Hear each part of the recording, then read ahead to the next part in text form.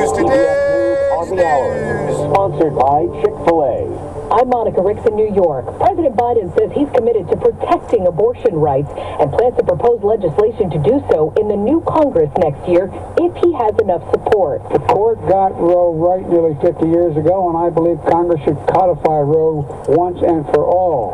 Republicans have slammed the president's plan as extreme. Midterms are just 3 weeks away.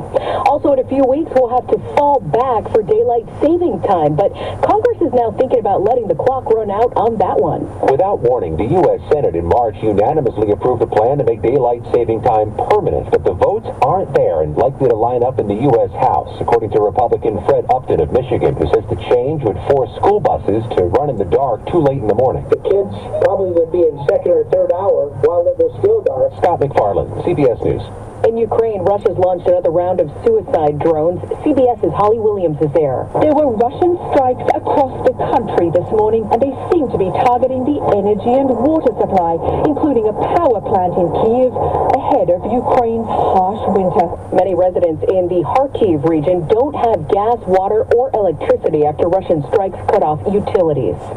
The Justice Department is now cracking down on a French cement company that it says ignored terrorism and paid millions of dollars to ISIS to keep a plant open in Syria.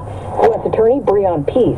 In the summer of 2013, Lafarge and LCS began to negotiate to purchase raw materials from ISIS-controlled suppliers, and eventually entered into revenue-sharing agreements with ISIS. It'll now pay $91 million in criminal fines.